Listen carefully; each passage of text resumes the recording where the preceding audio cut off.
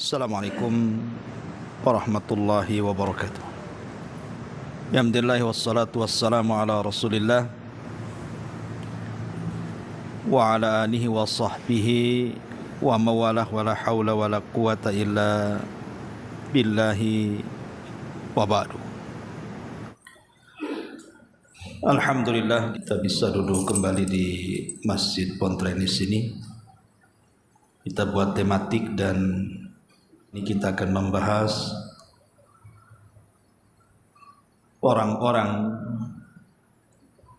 yang akan masuk ke dalam neraka walaupun mereka salat ataupun berpuasa. Artinya kita tidak membahas orang-orang kafir di luar sana, karena orang-orang kafir di luar daripada Islam sudah jelas hukumnya. Innal ladzina kafaru wa kadzdzabu bi ayatina ulaika ashabun nar hum fiha khalidun. Orang-orang yang mereka kufur dengan ayat-ayat kami dan mendustakan ayat-ayat kami, maka mereka akan masuk ke dalam Jahannam dan mereka akan kekal di dalam. Artinya kita tidak akan membahas mereka karena sudah jelas hukumnya. Tetapi kita akan membahas orang-orang yang mengaku Islam, mereka sholat, puasa, boleh jadi mungkin baca Quran, berzikir dan begitu seterusnya dari ibadah, tetapi mereka harus masuk neraka. Siapa mereka? Ma'asyiral muslimin yang dimuliakan Allah Subhanahu wa taala, tentu orang-orang yang masuk neraka itu ada dua jenis. Ada orang yang masuk ke dalam neraka dan tidak akan pernah keluar lagi. Maknanya mereka dikekalkan sekekal-kekalnya di neraka. Na'udzubillah. Dan yang kedua, ada orang dimasukkan ke dalam neraka itu karena ingin membersihkan dosa-dosanya. Ada yang diazab cukup lama tetapi ujung-ujungnya juga dikeluarkan dan masuk ke dalam surga. Ada yang masuk neraka juga diazab tetapi tidak lama sesuai dengan dosa yang diperbuatnya. Karena orang masuk neraka itu beda dengan orang masuk surga.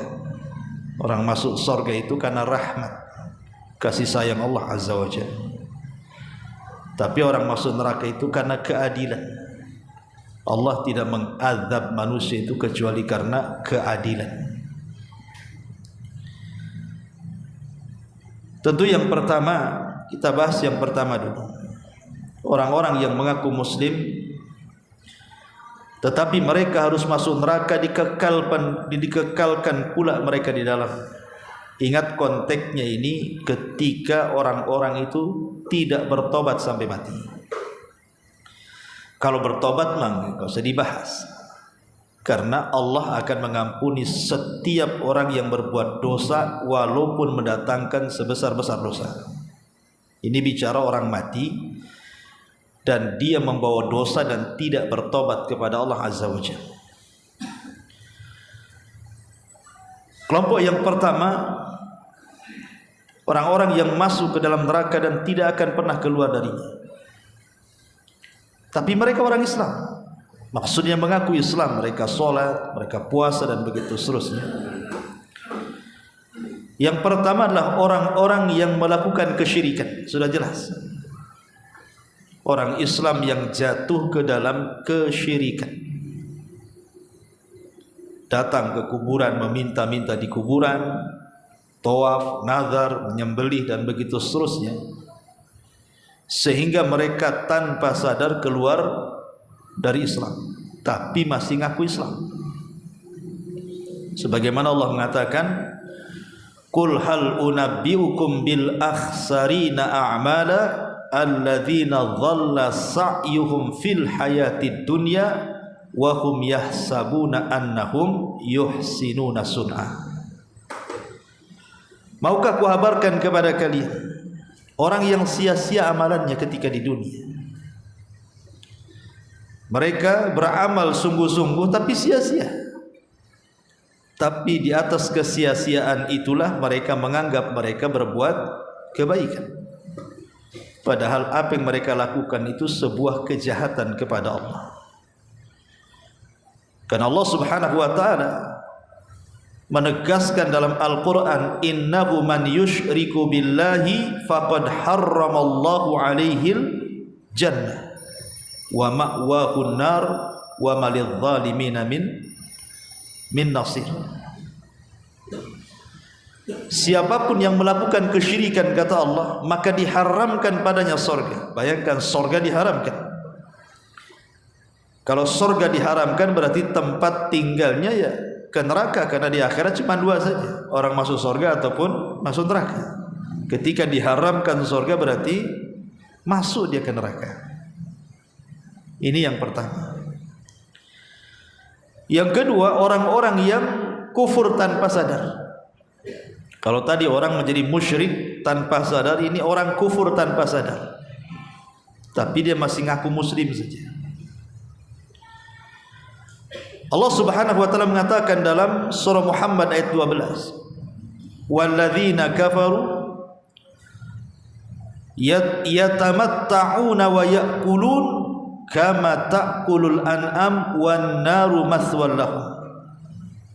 Orang-orang kafir itu mereka bersenang-senang di dunia, makan minum seperti binatang saja, tetapi tempat di akhirat mereka adalah neraka. Ada orang-orang Islam itu mereka kufur tanpa sadar. Seperti contohnya apa? Seperti contohnya membenarkan dukun. Datang ke dukun, kemudian bertanya, kemudian dijawab, kemudian dibenarkan dan diyakini pula ucapan dukun itu. Maka Nabi SAW mengatakan, man ataka hinan fasaddaqahu bima yaqul faqad kafara bima unzila ala Muhammadin sallallahu alaihi wasallam. Siapapun yang datang ke dukun bertanya, dia benarkan pula ucapannya, dia yakini pula fatwanya, maka dia telah kufur. Kufur dengan syariat Muhammad sallallahu alaihi wasallam, dan kufur dengan syariat bisa kafir. Ataupun orang yang mencela Nabi, orang yang mencela Nabi, mencela Allah, mencela ayat-ayatnya, ini bisa kufur. Atau yang istihza, mengolok-olok, ataupun yang mengatakan sesuatu yang diharamkan Allah dihalalkannya pula, atau sesuatu yang dihalalkan Allah diharamkannya pula, menghalalkan yang diharamkan ataupun sebaliknya. Padahal halal haram itu hak mutlak milik Allah Azza wa Jalla. Siapa yang mengharamkan yang dihalalkan Allah, kufur dia. Ataupun yang mengatakan bahwa undang-undang manusia lebih baik dibandingkan undang-undang Allah, kufur. Karena tidak ada undang-undang yang lebih baik dibandingkan undang-undang Allah. Allah yang lebih paham maslahat kita. Kok manusia pula menganggap bahwa mereka mampu mendatangkan maslahat kepada manusia? Tidak, manusia tidak paham maslahat manusia. Yang tahu maslahat manusia itu ya penciptanya Allah. Makanya diturunkan undang-undang oleh Allah Azza wa Jalla. Ataupun membenci syariat, tidak suka dengan salat, menghina orang salat, tidak suka dengan puasa, menghina orang yang berpuasa. Sebagaimana Allah mengatakan, dzalika bi annahum karihu ma anzalallah. Karena mereka sangat membenci apa yang Allah turunkan, fa ahbata a'malahum. Allah gugurkan amalan mereka. Ataupun orang yang mengatakan bebas memilih agama, terserah kau memilih agama manapun, tidak ada masalah. Seperti keyakinan orang-orang liberal mengatakan semua agama sama. ataupun mengatakan bahwa Quran dan Sunnah itu tidak cocok lagi. Dia cocoknya di zaman Nabi, zaman sekarang nggak cocok lagi. Lah kalau seandainya mendatangkan perkara-perkara ini, tidak syak lagi dia telah kufur, bahkan keluar dari Islam kalau dia tidak bertobat kepada Allah Azza wa Jalla. Dan kalau mati, dia mati di atas kekafiran. Inilah orang-orang yang kalau masuk ke dalam neraka nggak akan keluar lagi. Kenapa? Karena mati di atas kekafiran. Ini kelompok yang pertama. Kelompok yang kedua, mereka masuk neraka tetapi tidak dikekalkan.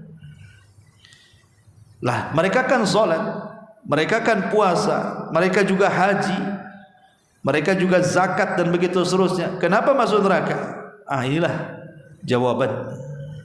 Karena mereka mendatangkan dosa-dosa yang dosa itu mengharuskan mereka mampir dulu di neraka. Tentu akidah ahli sunnah wal jamaah ketika bicara tentang dosa selain daripada kesyirikan dan kekufuran yang pelakunya mengeluarkan dari Islam, selain dosa-dosa itu, maksudnya dosa-dosa besar yang tidak mengeluarkan dari Islam, kembali kepada tahta masyiatillah, kembali kepada kehendak Allah Azza wa Jalla. Ya kalau Allah mau, ya Allah ampuni. Kalau Allah tidak mau, ya diazab dulu, baru kemudian diambil lagi dan dimasukkan ke dalam surga. Yang pertama, dosa membunuh orang yang beriman, membunuh orang yang beriman secara sengaja. Di dalam surah An-Nisa ayat 93 Allah mengatakan, wa man yaqtul mu'minan muta'ammidan fajaza'uhu jahannam khalidan fiha wa ghadiballahu alaihi wa la'anahu wa a'adda lahu adzaban 'azima. Barang siapa yang membunuh seorang mukmin secara sengaja, lihat balasannya. Dia akan dimasukkan ke dalam jahanam dan dikekalkan di dalamnya. Dia akan mendapatkan murka Allah Azza wa Jalla. Dia akan mendapatkan laknat Allah Azza wa Jalla, dan bagi dia azab yang besar telah disiapkan. Jadi membunuh seorang mukmin secara sengaja ini bukan perkara remeh dalam Islam. Diancam dengan jahanam dan dikekalkan di dalamnya. Tentu kalimat dikekalkan di dalamnya bukan seperti orang-orang musyrik atau orang kafir, tidak. Maksud kekal di sini ada dua macam. Ada kekal memang tidak dikeluarkan, ada kekal karena lamanya. Tapi dia akan keluar juga karena lamanya itu sampai dikatakan kekal. Makanya hati-hati, jangan gara-gara emosi kepada saudara kita sesama Islam, gara-gara urusan waris, ya kan, kadang-kadang kan saling bunuh. Urusan parkir loh, saling bunuh tuh. Urusan parkir, ya.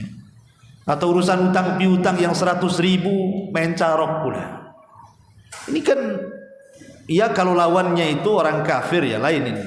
Itu pun tetap salah, tidak boleh.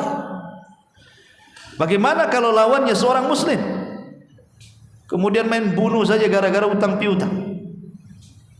Ini kan bahaya, ya. Kemudian yang kedua, karena waktu juga, yang kedua adalah orang yang bunuh diri. Bunuh diri ini bahaya. Disebutkan dalam sebuah hadis, Nabi SAW mengatakan, man taradda min jabalin faqatala nafsah fahuwa fi nari jahannam yataradda fihi khalidan mukhalladan fiha abada. Kata Nabi SAW, barang siapa yang menjatuhkan diri dari gunung dalam rangka bunuh diri hingga membunuh jiwanya, maka ia akan jatuh ke neraka jahanam, ia kekal serta abadi di dalamnya selama-lamanya. Sekali lagi saya katakan, kalimat abadi selama-lamanya ini bukan sama sekali tidak keluar, tidak. Maksudnya karena lamanya. Jadi orang yang bunuh diri itu kalau masuk neraka itu lama kali dalamnya. Walaupun nanti kalau masih ada zarrah keimanan, Ya ada kesempatan dia keluar. Tapi lamanya di neraka inilah dia tersiksa, naudzubillah. Walaupun dia sholat, walaupun dia puasa, kalau kematiannya dengan bunuh diri ini bahaya. Maka jangan sampai bunuh diri. Masa gara-gara diputus pacar pula bunuh diri? Ini gimana ceritanya? Gara-gara faktor ekonomi bunuh diri, gara-gara faktor sakit hati dendam bunuh diri, gara-gara tak bisa bayar utang bunuh diri. Di zaman sekarang ini aneh. Orang itu berpikir mungkin ya kalau setelah mati itu istirahat mungkin dari utang. Pikirnya begitu. Istirahat dari ekonomi, betul istirahat dari utang sama ekonomi. Tetapi ada masalah yang lebih besar yang ia akan hadapi di situ. Yang bukan hanya ya keperitan hidup itu yang menyiksa juga, tapi tidak seperit ketika dia masuk ke dalam kubur. Di sana ada azab kubur. Nauzubillah. Ya. Kemudian dan bunuh diri tidak mesti menjatuhkan dari atas saja, bisa dalam bentuk minum racun ataupun mengambil pisau kemudian memutus urat nadi atau macam-macam lah orang bunuh diri itu. Kemudian yang nomor 3, memakan harta anak yatim secara zalim.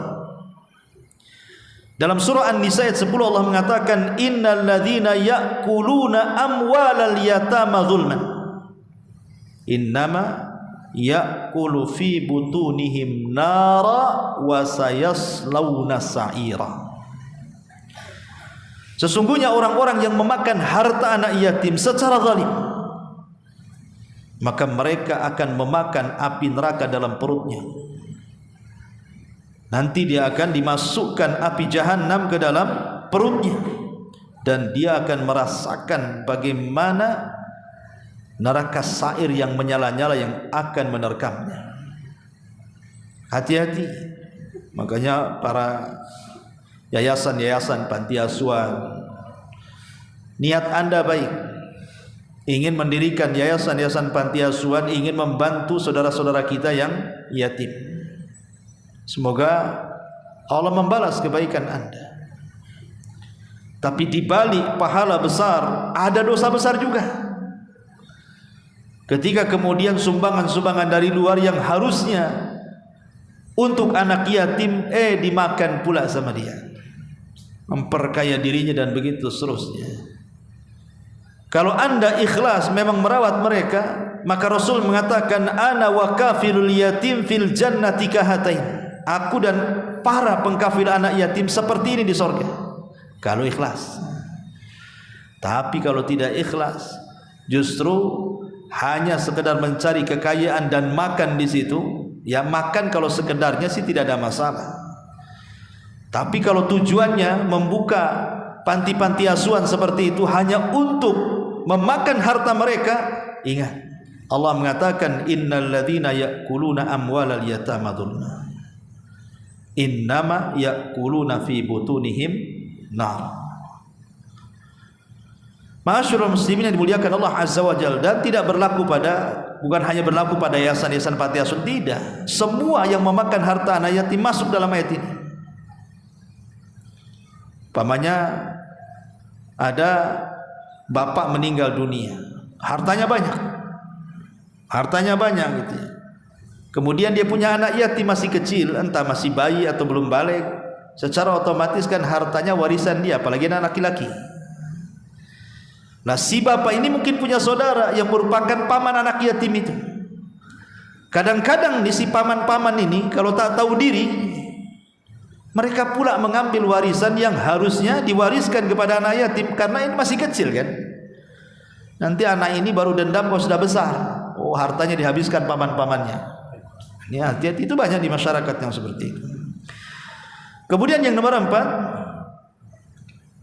an-nama, orang yang suka mengadu domba. Kata Nabi SAW, la yadkhulul jannata qattatun, tidak akan masuk surga qattat, artinya nama, orang yang suka mengadu domba, kesana ngomongnya lain, kesini ngomongnya lain. Dan di masyarakat umum adu domba itu, ya, bukan domba beneran diadu, itu nggak boleh juga. Maksudnya ini ngomong ke sini lain pula, ngomong ke sana lain pula. Ke sini pakai kompor yang 5 kilo, ke sana 10 kilo, biar makin kok panas lagi gitu kan, biar bertengkar. Kemudian juga yang nomor 5. Yang nomor 5 adalah orang yang memasukkan benda-benda haram ke dalam badan, sehingga menumbuhkan daging dari badannya, dibesarkan dari benda haram. Seperti mamanya profesi dia, usahanya memang yang haram. Mamanya antum buka usaha diskotik, ya, buka usaha biliar, judi online, togel, buat cabang togel atau apalah kan itu ya. Pokoknya yang haram-haram lah, ya. Atau antum melihara ayam aduan. Nah itu yang ayam aduan dipelihara bukan untuk dimakan, memang untuk diadu, dijual mahal gitu ya. Pokoknya hasil yang haram lah intinya. Atau mungkin profesinya wanita sebagai pelacur, naudzubillah, ya. Dan begitu seterusnya. Maka Nabi SAW mengatakan kepada Ka'b bin Ujrah, ya Ka'b bin Ujrati, innahu la yadkhulul jannah lahmun wadamun nabata ala sukhtinna nabata ala sukhtillah fannaru aulabi. Wahai Ka'b bin Ujrah, tidak akan masuk surga daging ataupun darah yang tumbuh dikarenakan kemurkaan Allah, maka neraka layak padanya, kata Rasul. Jadi dia menyehatkan badannya itu dari benda-benda haram, beli beras, beli lauk, beli minuman, pokoknya dari uang haram semuanya, sehingga dibesarkan dari benda-benda haram badannya, maka neraka tempatnya, naudzubillah. Kemudian yang nomor 6, orang-orang yang memutus silaturahim. Kata Nabi SAW, la yadkhulul jannata qati', tidak akan masuk surga orang yang memutus silaturahim. Kemudian yang nomor 7, ini yang bahaya, orang yang punya kesombongan dalam hatinya. Kata Nabi SAW, la yadkhulul jannah, tidak akan masuk surga, artinya masuk neraka. Man kana fi qalbihi mithqalu dzarratin min kibrin, barang siapa yang dalam hatinya ada sebiji zarah dari kesombongan. Dahulu ada seorang ulama namanya Malik ibn Dinar rahimahullahu taala, sedang duduk, lewat di hadapannya gubernur Basrah namanya Al-Muhallib ibn Abi Sufrah. Muhallib ibn Abi Sufrah lewat. Dia gubernur sekaligus pemimpin perang. Malik ibn Dinar seorang ulama, sedang duduk. Lewat pula ini Muhallib ibn Abi Sufrah dengan gagahnya, dengan sombongnya dan membusungkan dadanya itu. Ditegurlah sama Malik ibn Dinar ini, ya hadza, hei fulan, jalanmu ini jalannya penduduk neraka. Langsung berhenti Muhallib. Gimana tidak kaget? Dia gubernur, jenderal perang, ya. Kemudian melirik kepada Malik ibn Dinar, ata'rifuni, kau belum kenal saya ya? Kamu enggak kenal saya ya? Kok berani ngomong-ngomong begitu? Kata Malik ibn Dinar, bal a'rifuka haqqal ma'rifah, bahkan aku sangat mengenal kamu sebaik-baik kenalan, lebih kenal daripada dirimu sendiri, katanya. Kemudian dia mengatakan, kalau begitu siapa saya?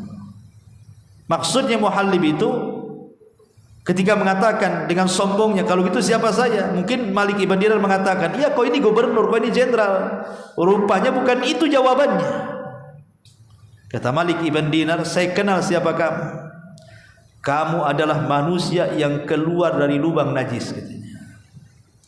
Dan sekarang pun di perutmu ada najis. Dan kalau kau mati jadi bangkai, katanya, kau juga tidak ada yang dekat-dekat dengan kamu. Itulah kamu, katanya. Subhanallah. Itu berani nggak ngomong sama wali kota gitu? atau sama presiden itu. Mana berani antum? Ya. Akhirnya Muhallab ibn Abi Sufrah kaget jawabannya, terdiam dia. Baru dia sadar. Al-an araftuni. Sekarang aku tahu siapa aku, katanya. Subhanallah, sadar dia. Ya. Karena nanti pada hari kiamat orang-orang yang sombong itu mereka akan dikecilkan badannya seperti semut. Jadi ketika manusia dibangkitkan itu ikhwan, manusia kan lari ke sana kemari itu. Yauma yafirrul mar'u min akhi wa ummihi wa abi wa sahibatihi wa bani likulli imri'in minhum yauma idzin sya'nun yughni. Orang lari dari saudaranya, lari dari ibu bapaknya, lari dari pasangan dan anak-anaknya, karena masing-masing punya perkaranya sendiri-sendiri. Ketika mereka sudah tidak ada tujuan lari ke sana kemari, disitulah ada teriakan dari jauh entah di mana. Pokoknya orang suruh kumpul di situ. Lah saat dibangkitkan orang-orang yang sombong itu dikecilkan badannya seperti semut. Yuhsyaruna yaumal qiyamah al-mutakabbiruna mithla amsali dzarrin, kata Rasul. Akan dikumpulkan pada hari kiamat orang-orang yang sombong itu seperti dzar, seperti semut. Di tengah-tengah orang besar-besar itu. Maka dia harus berjalan ke panggilan itu terseok-seok, takut keinjak orang karena badannya seperti semut masalahnya. Nah itulah di dunia dia merasa besar, di akhirat Allah kecilkan. Auzubillah. Makanya bahaya orang-orang sombong itu. Jangan sombong, sombong dengan kecerdasan, sombong dengan pangkat, sombong dengan titel, sombong dengan kekayaan. Nauzubillah. Lihat Qarun sombong. Fa khasafna bihi wa bidarihil ardh. Kami tenggelamkan si Qarun dan seluruh kekayaannya. Kemudian yang nomor 8, orang yang suka mengganggu tetangga. Nabi mengatakan dalam sebuah hadis yang dikeluarkan Imam Muslim dari Abu Hurairah radhiyallahu an, la yadkhulunal jannah man la ya'man jarahu bawaikum. Tidak akan masuk surga, artinya masuk neraka kalau tetangganya tidak merasa aman dari kita. Makanya ketika ada seorang laki-laki bertanya kepada Nabi SAW, Rasul, di sana ada seorang wanita yusallil laila, tusallil laila, salat malam dia, wa tasumun nahar, puasa sunnah di siang harinya lagi, wa tasaddaqat bi fuduli amwali, sedekah lagi dengan kekayaannya, wa taf'al, banyak lagi kebaikan dia, walakin tu'dhi jiranaha bilisaniha, tapi lisannya tidak bisa berhenti menyakiti tetangganya. Apa kata Rasul? La khaira fiha hiya min ahlin nar. Wanita itu tidak ada kebaikan, bahkan wanita itu menjadi penuh neraka. Lihat, wanita ini sholat, wanita ini puasa, wanita ini sedekah, tapi dia harus masuk neraka. Kenapa? Karena menyakiti tetangganya dengan lisannya. Ini yang nomor 8. Yang nomor 9, orang-orang yang mudminul khamri, orang-orang yang gemar minum khamr dan tidak tobat sampai dia mati. Nabi mengatakan salasun la yadkhulunal jannah, 3 orang tidak akan masuk surga. Salah satunya mudminu khamrin, orang yang tidak bisa meninggalkan khamr sampai dia mati, atau boleh jadi matinya gara-gara minum khamr. Mungkin minum khamr oplosan gitu. Karena ada orang mati itu gara-gara minum oplosan tuh kan. Yang di desa saya di Jawa Barat tuh ada tuh. Dia pakai, kalau dulu pakai anggur cap janggut ya, dicampur spertus, dicampur sama pil BK. Antum tahu pil BK untuk anjing gila tuh. Kemudian diminum, bukan gila lagi, mati dia. Coba bayangkan, ini pil BK untuk anjing, dimakan pula manusia. Spertus itu untuk patromak, untuk lampu, dimakan sama dia. Apa nggak panas tuh perut? Mati. Masya Allah, memang lah itu ya. Midbunul khamr ini la yadkhulunal jannah, mereka tidak akan masuk surga, artinya masuk neraka ya. Kemudian yang nomor 10, orang-orang yang mannan, mengungkit-ngungkit pemberian. Kemudian juga durhaka kepada orang tua, disebutkan dalam satu redaksi hadis ini. Dan orang yang minum khamr. Kata Nabi SAW, la yadkhulul jannah mannanun wala akun wala mudminu khamrin. Tidak akan masuk surga orang yang suka ngungkit-ngungkit pemberian orang, anak yang durhaka dengan orang tua, dan orang yang gemar minum khamr. Tidak akan masuk surga, artinya masuk neraka. Dan orang yang mengungkit-ngungkit ini memang sakit, ikhwan. Antum kalau dikasih sesuatu diungkit-ungkit kan sakit. Sakitnya tuh di sini gitu ya. Orang kalau dikasih atau disakiti kan sakit kali, ikhwan. Masyarul muslimin, ataupun anak yang durhaka dengan orang tua. Lebih sakit lagi, betapa banyak orang tua gara-gara disakiti anak itu sampai berangan-angan kalau seandainya waktu bisa dimundurkan. Kata orang tua, kalau tahu kau durhaka gini, nak, waktu bayi ku cekik kau mati katanya. Daripada ada besar kurang ajar. Ya. Sampai ada orang tua itu berkeinginan kalau waktu itu dimundurkan. Kalau bisa diinjak aja kepala anaknya, bisa biar mati. Daripada sekarang saya sudah tua, dia sudah besar, dia pula nginjak kepala saya. Ada orang tua itu saking sakit hatinya sampai ngomong begitu tuh. Makanya lihat dosanya. La yadkhulul jannah, tidak akan masuk ke dalam surga ada durhaka. Mana kurang ngajar itu. Ya. Kemudian yang nomor 11, laki-laki yang menyerupai perempuan atau sebaliknya. Bahkan Nabi SAW mengatakan, bukan hanya tidak akan masuk surga, tidak akan dilihat Allah. Salathun la yadkhulunal jannah wa la yanzurullahu ilaihim.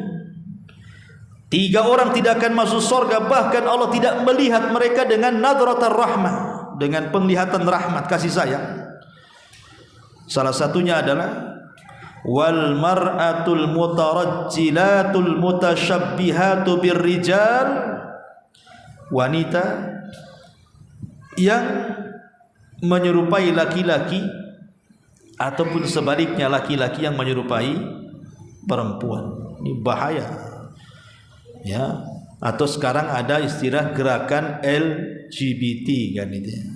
Lesbi, gay, biseksual dan apa tuh? Transgender. Ini kan menyerupai laki-laki perempuan. Bahkan saya punya pengalaman, mobil saya diketuk banci kaleng, berhenti lagi nelpon, ketuk bang katanya, apa nggak nancep tuh mobil tuh gasnya. Subhanallah. Sampai di Batam ini ada namanya simpang banci. Tahu simpang banci? Nggak tahu? Nggak usah dikasih tahu lah, nanti kesana bulan tuh. Ada simpang banci, saking banyaknya banci di situ sampai disebut simpang banci itu di Batam Center sana. Masyarul muslimin yang dimuliakan Allah Subhanahu wa taala. Lihat orang-orang yang seperti ini dilaknat, tidak akan masuk surga, dimasukkan ke dalam neraka, naudzubillah. Ya. Termasuk juga dayuth. Dayuth ini kepala rumah tangga, antum-antum ini, bapak-bapak ataupun orang yang memang menjadi mas'ul, penanggung jawab keluarga, tidak punya kecemburuan akan maksiat keluarganya. Ibunya maksiat dibiarkan, anaknya maksiat dibiarkan, saudara-saudarinya maksiat dibiarkan, nggak mau tahu, terserah. Bahkan yang lebih parah, bangga pula dengan kemaksiatan. Bangga. Anaknya jadi artis, jadi penyanyi, bangga. Mau buka aurat terserah, yang penting viral, terkenal gitu. Apa gunanya? Ya. Masyarul muslimin yang dimuliakan Allah Azza wa Jalla. Maka dayuth ini juga diancam karena disebutkan dalam satu redaksi hadis ini. 3 orang yang tidak akan masuk surga dan tidak akan lihat Allah, salah satunya dayuth, kepala rumah tangga yang tidak punya kecemburuan kepada keluarganya saat mereka bermaksiat kepada Allah Subhanahu wa taala.